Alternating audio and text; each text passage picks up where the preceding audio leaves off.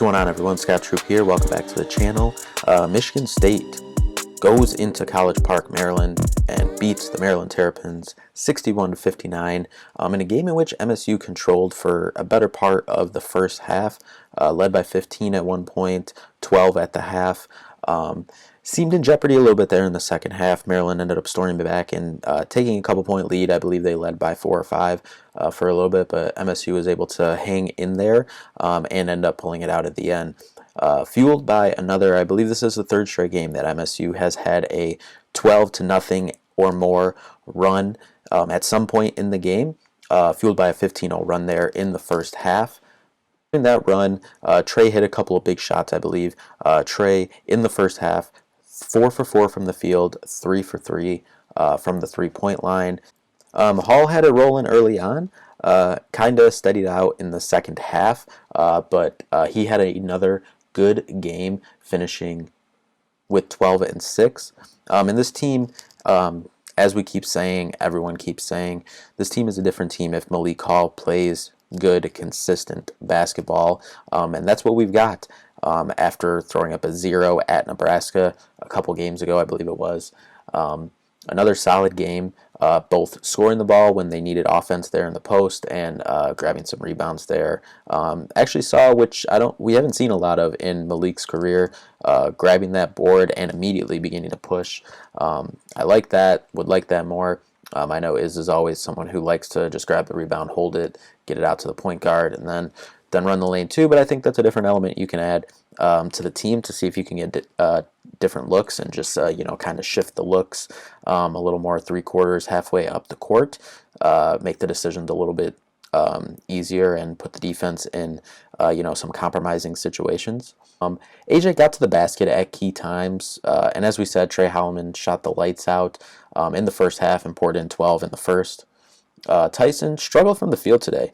Overall, Tyson was 5 for 14 overall from the field, 2 for 4 from 3, including 5 in the last couple of minutes to help seal this victory. Again, kind of looking to Tyson, obviously, there at the end of the game, back-to-back games, to close this out, including the dagger 3 with about 44 seconds left. He also finished with 5 assists and 5 steals. So just an all-around good game from Tyson, even though he struggled shooting the ball. Overall, looking ahead, from this game, again, got killed on the glass. Been the story of kind of the last couple seasons here. Killed on the glass 22-37, including giving up 9 offensive rebounds for Maryland. That just can't happen. It's been a problem all season. It's been a problem the last couple years, to be honest, since Xavier Tillman really left. It's something that has to be cleaned up going forward, going up against some of these Big Ten big men that we'll be facing here down the stretch the last month and a half of the regular season and going into the both Big Ten and NCAA tournament. Defensively, 9 steals, including the 5 from Tyson, as we mentioned, is huge, forcing 18 turnovers to only giving up 9 yourself. Huge. Take that every day of the week. Looking at Bart Torvik, still has MSU ranked around the same, has them currently at number 12. They were pacing at number 11 for a couple games there, but falls down 1 to 12 after these last 2 games. Tough one coming up in Madison on Friday. Last year we did get that win in Madison. Kind of the Joey Hauser, finished that game off, if I remember correctly.